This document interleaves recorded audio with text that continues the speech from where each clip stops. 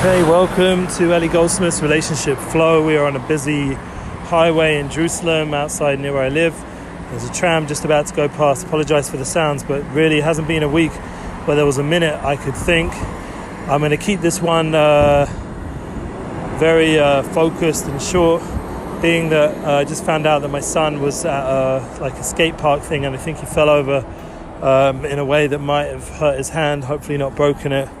But I'm on my way back home after just finally getting some time with my wife, and then we got the phone call, and I dread these phone calls. But that's part of the relationship flow. My wife, thank God, is very good at dealing with the realities of life and the challenges and the unexpected. She goes into survivor mode and she just knows how to deal with it. And I just don't. So at least half of us is decent at dealing with these rougher moments. And thank God she's around in my life to be the right agent of good towards my kids. But anyway, I'm working on this. You don't have to script ourselves to anything not good. So we can always improve and change and develop. And the good news is the relationship flow is enhanced. We spoke about once about united souls, about the music. We do very much encourage you to listen to our new album. We'll put the link on Spotify below in the notes. You guys can enjoy a new album of unity, and that very much that flow connects into what we're talking about here in the relationship flow. And being that we're in a Shabbos, just after the 3 weeks, and we're now making our way towards Elul and Rosh Hashanah on the spiritual calendar, there's a lot of opportunity to find a bit more family time. I'm going to make some time hopefully in the new week.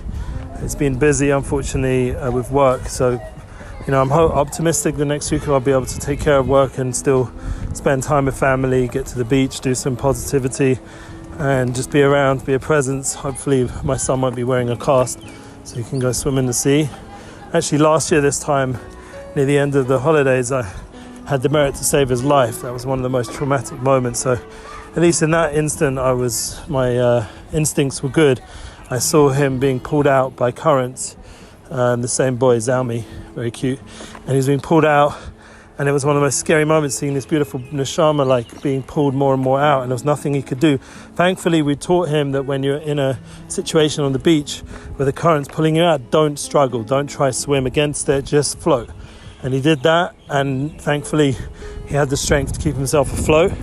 Well, I ran out. The only issue, one of my other sons was trying to get to him and started also getting pulled out in the currents, and I had two boys, so I took that one and threw him towards the beach as much as I could without delaying.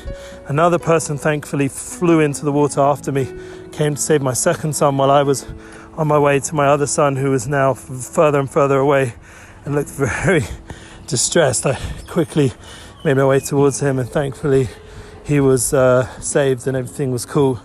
So I thank Hashem every day that I had the opportunity to save his beautiful soul and connect, to his needs and be there for him. And it was very bonding. I made a little circle around him, and he could hold on to me. And then the real lifeguards came, and Baywatch style came flying in their machines and picked us up and took us to the beach. But the point is, we all have to be there for each other, for the family. And if we have someone who's a bit stronger with this, we have to appreciate it.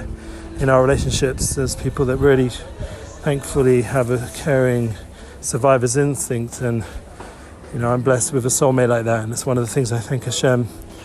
But anyway, so we should have a beautiful Shabbos. Everyone should be safe during the vacation time, enjoy the time, and make sure that we prioritize in our family, and everyone should be healthy and well during this coronavirus challenge, protected from any problems, and looking forward to share any good things. I'm actually just now about to buy a nice big cake before I end off for my other son, Menachem Dov.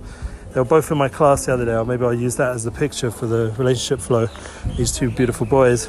And he successfully has learned two tractates of the Talmud with me in Brachas and Shabbos. So we're going to be celebrating this Shabbos, finishing a whole tractate of 157 pages, which is a big deal.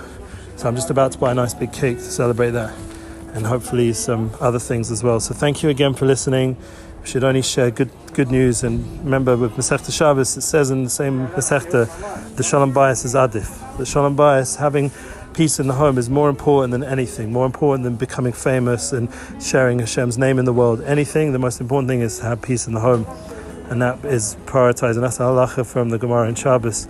That's a law that we learn out from Hanukkah, from the light. It's more important that we light Shabbos candles than we light Hanukkah candles, because Shalom Bayis is Adif. We'll end off on that note. Have a beautiful Shabbos.